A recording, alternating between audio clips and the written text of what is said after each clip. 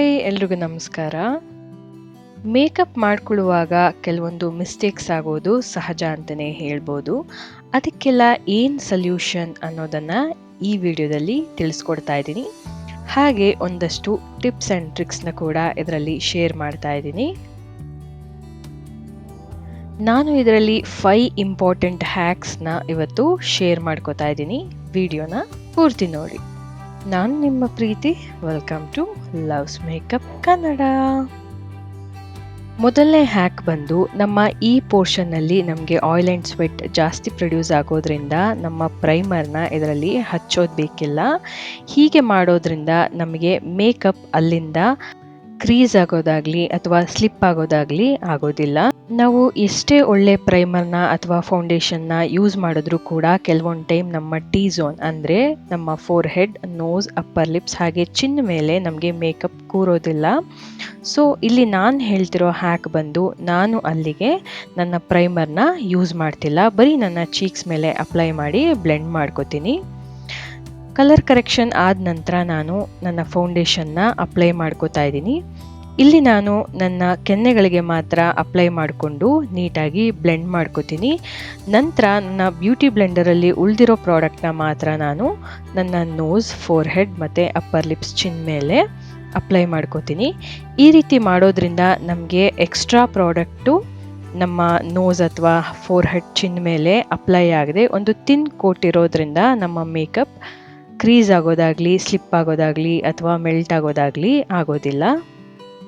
ನನ್ನ ಸ್ಕಿನ್ ಬಂದು ಕಾಂಬಿನೇಷನ್ ಆಗಿರೋದ್ರಿಂದ ನನ್ನ ಟಿ ಝೋನ್ ಮೇಲೆ ಆಯಿಲಿನೆಸ್ ಹಾಗೆ ಸ್ವೆಟ್ ಜಾಸ್ತಿ ಪ್ರೊಡ್ಯೂಸ್ ಆಗೋದ್ರಿಂದ ನಾನು ಎಷ್ಟೇ ಒಳ್ಳೆ ಪ್ರೈಮರ್ ಅಥವಾ ಫೌಂಡೇಶನ್ನ ಯೂಸ್ ಮಾಡಿದ್ರೂ ಕೂಡ ಅಲ್ಲಿ ನನ್ನ ಮೇಕಪ್ ಕೂರೋದಿಲ್ಲ. ಸೊ ಅಲ್ಲಿಗೆ ನಾನು ಆದಷ್ಟು ಕಡಿಮೆ ಮಾಯ್ಶ್ಚರೈಸರ್ನ ಅಪ್ಲೈ ಮಾಡಿ ಹಾಗೆ ಪ್ರೈಮರ್ನ ಬಳಸದೆ ಈ ರೀತಿ ಮೇಕಪ್ ಮಾಡ್ಕೋತಾ ಇದ್ದೀನಿ. ಒಂದು ತಿನ್ ಲೇಯರ್ಗೆ ಎಷ್ಟು ಪ್ರಾಡಕ್ಟ್ ಬೇಕೋ ಅಷ್ಟು ಪ್ರಾಡಕ್ಟ್ನ ಮಾತ್ರ ಅಪ್ಲೈ ಮಾಡಿಕೊಂಡು ಈ ರೀತಿ ಬ್ಲೆಂಡ್ ಮಾಡ್ಕೊಂಡಿದ್ದ ನಂತರ ನಾನು ಕಾಂಟೋರ್ನ ಮಾಡ್ಕೋತೀನಿ. ನನ್ನ ಫೌಂಡೇಶನ್ನ ಪೌಡರಿಂದ ಸೆಟ್ ಮಾಡಿದ ನಂತರ ನಾನು ಕಾಂಟೋರ್ನ ಅಪ್ಲೈ ಮಾಡ್ಕೋತಾ ಇದ್ದೀನಿ.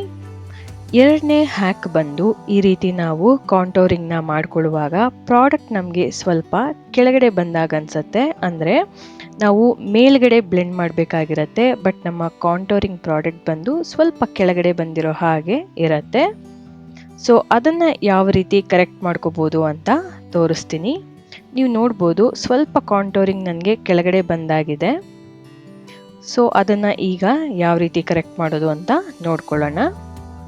ಅದಕ್ಕೆ ನಾನು ಫಸ್ಟು ಒಂದು ಕಾಂಪ್ಯಾಕ್ಟ್ ಅಥವಾ ಲೂಸ್ ಪೌಡರ್ನ ತಗೊಂಡು ಈ ರೀತಿ ಪಫಲ್ಲಿ ಪ್ರಾಡಕ್ಟ್ನ ತಗೊಂಡು ಸ್ವಲ್ಪ ನೀಟಾಗಿ ಈವನ್ ಔಟ್ ಮಾಡಿಕೊಂಡು ಅದನ್ನು ನಾನು ನನ್ನ ಕಾಂಟೋರ್ ಪ್ಲೇಸಲ್ಲಿ ಈ ರೀತಿ ಕಟ್ ಮಾಡ್ತೀನಿ.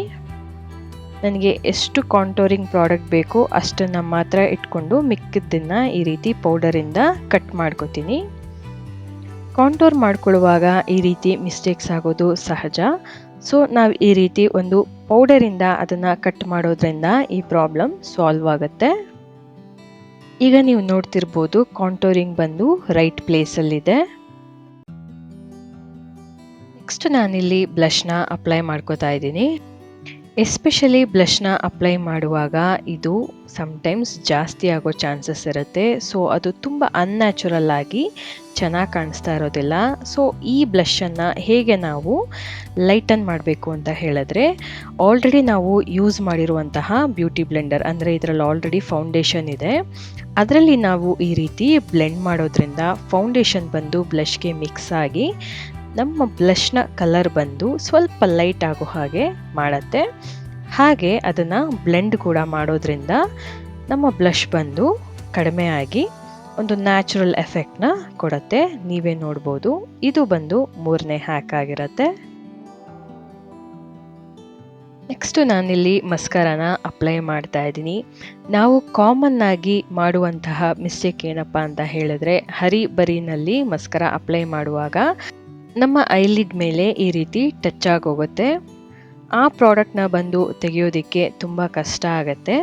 ಸೊ ನಾವು ಏನು ಮಾಡಬೇಕು ಅಂತ ಹೇಳಿದ್ರೆ ಅದನ್ನು ಡ್ರೈ ಆಗೋದಕ್ಕೆ ಬಿಟ್ಟು ನಂತರ ನಾವು ಈ ರೀತಿ ಒಂದು ಸ್ಪೂಲಿ ಸಹಾಯದಿಂದ ಅದನ್ನು ಈ ರೀತಿ ರಬ್ ಮಾಡಿ ನಾವು ತೆಗಿಬೇಕಾಗತ್ತೆ.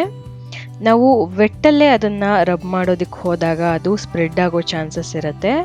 ಸೊ ಈ ರೀತಿ ಡ್ರೈ ಆಗೋದಕ್ಕೆ ಬಿಟ್ಟು ನಂತರ ನಾವು ಒಂದು ಸ್ಪೂಲಿ ಸಹಾಯದಿಂದ ರಬ್ ಮಾಡೋದ್ರಿಂದ ಪ್ರಾಡಕ್ಟ್ ಬಂದು ಕಂಪ್ಲೀಟಾಗಿ ಹೊರಟೋಗುತ್ತೆ. ನೀವೇ ನೋಡ್ಬೋದು. ನಂತರ ನಾನಿಲ್ಲಿ ಒಂದು ಕ್ರೀಮ್ ಲಿಪ್ಸ್ಟಿಕ್ನ ಯೂಸ್ ಮಾಡ್ತಾ ಇದ್ದೀನಿ. ಈ ರೀತಿ ಕ್ರೀಮ್ ಪ್ರಾಡಕ್ಟ್ನ ನಾವು ಯೂಸ್ ಮಾಡುವಾಗ ಅದು ಟ್ರಾನ್ಸ್ಫರ್ ಆಗೋ ಚಾನ್ಸಸ್ ತುಂಬ ಇರುತ್ತೆ.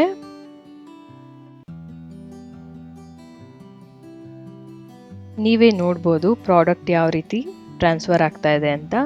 ಸೊ ಇದಕ್ಕೆ ನಾನು ಹೇಳುವಂತಹ ಹ್ಯಾಕ್ ಬಂದು, ಫಸ್ಟು ನಾನು ಅಲ್ಲಿ ಪ್ರಾಡಕ್ಟ್ನ ಆಲ್ರೆಡಿ ಟ್ರಾನ್ಸ್ಫರ್ ಮಾಡಿಬಿಟ್ಟಿದ್ದೆ ಅಂತ ಹೇಳಿ ಮತ್ತೊಂದು ಸಲ ಲಿಪ್ಸ್ಟಿಕ್ನ ಹಚ್ಕೋತಾ ಇದ್ದೀನಿ. ನೀವು ಈ ರೀತಿ ಮತ್ತೊಂದು ಸಲ ಹಚ್ಚೋದು ಬೇಡ. ಕ್ರೀಮ್ ಲಿಪ್ಸ್ಟಿಕ್ನ ಅಪ್ಲೈ ಮಾಡ್ಕೊಂಡಿದ್ದ ನಂತರ ಒಂದು ಲೂಸ್ ಪೌಡರ್ನ ತಗೊಳ್ಳಿ, ಅಥವಾ ಯಾವುದಾದ್ರೂ ಟ್ಯಾಲ್ಕ್ ಪೌಡರ್ ಆದರೂ ಪರವಾಗಿಲ್ಲ. ಅದನ್ನು ಈ ರೀತಿ ಒಂದು ಬ್ರಷ್ ಸಹಾಯದಿಂದ ಅಥವಾ ನಿಮ್ಮ ಫಿಂಗರ್ ಟಿಪ್ಸಲ್ಲೇನೆ ನೀಟಾಗಿ ಈವನ್ ಔಟ್ ಮಾಡಿಕೊಂಡು ಈ ರೀತಿ ಲಿಪ್ಸ್ಟಿಕ್ ಮೇಲೆ ಹಚ್ಚೋದ್ರಿಂದ ನಮ್ಮ ಲಿಪ್ಸ್ಟಿಕ್ ಬಂದು ಟ್ರಾನ್ಸ್ಫರ್ ಪ್ರೂಫ್ ಆಗುತ್ತೆ. ನೀವೇ ನೋಡ್ಬೋದು. ಸೊ ಇದಾಗಿತ್ತು 5 ಇಂಪಾರ್ಟೆಂಟ್ ಮೇಕಪ್ ಹ್ಯಾಕ್ಸ್. ಈ ಹ್ಯಾಕ್ಸ್ ಬಂದು ನಿಮ್ಮೆಲ್ರಿಗೂ ಯೂಸ್ ಆಗುತ್ತೆ ಅಂತ ಅಂದ್ಕೊತೀನಿ. ಮೇಕಪ್ ಮಾಡ್ಕೊಳ್ಳುವಾಗ ಕೆಲವೊಂದು ಮಿಸ್ಟೇಕ್ಸ್ ಸಹಜ ಅಂತಲೇ ಹೇಳ್ಬೋದು. ಅದಕ್ಕೆಲ್ಲ ಜಾಸ್ತಿ ವರಿ ಮಾಡಿಕೊಳ್ಳದೆ ಈ ರೀತಿ ಟಿಪ್ಸನ್ನು ಟ್ರಿಕ್ಸನ್ನು ಯೂಸ್ ಮಾಡಿ ಮೇಕಪ್ ಮಾಡ್ಕೋಬೋದು ಅಂತ ತಿಳ್ಕೊಂಡ್ವಿ. ವಿಡಿಯೋ ಎಲ್ರಿಗೂ ಇಷ್ಟ ಆಗಿರುತ್ತೆ ಅಂತ ಭಾವಿಸ್ತೀನಿ. ಇಷ್ಟ ಆಗಿದ್ದಲ್ಲಿ ಒಂದು ಲೈಕ್, ಕಮೆಂಟ್ ಹಾಗೆ ನಿಮ್ಮ ಫ್ರೆಂಡ್ಸ್ ಆ್ಯಂಡ್ ಫ್ಯಾಮಿಲಿ ಜೊತೆ ಶೇರ್ ಮಾಡೋದನ್ನು ಮರಿಬೇಡಿ. ಲವ್ಸ್ ಮೇಕಪ್ ಕನ್ನಡ ಚಾನಲಲ್ಲಿ ಮತ್ತಷ್ಟು ಹೀಗೆ ಇನ್ಫಾರ್ಮೇಟಿವ್ ವಿಡಿಯೋಸ್ ನಿಮಗಾಗಿ ಕಾದಿದೆ. ಅದನ್ನು ಕೂಡ ಚೆಕ್ ಮಾಡಿ. ಯಾರೆಲ್ಲ ಇನ್ನೂ ನನ್ನ ಚಾನಲ್ನ ಸಬ್ಸ್ಕ್ರೈಬ್ ಮಾಡ್ಕೊಂಡಿಲ್ಲ ದಯವಿಟ್ಟು ಸಬ್ಸ್ಕ್ರೈಬ್ ಮಾಡ್ಕೊಳ್ಳಿ ಅಂತ ಹೇಳ್ತಾ ಥ್ಯಾಂಕ್ ಯು ಫಾರ್ ವಾಚಿಂಗ್.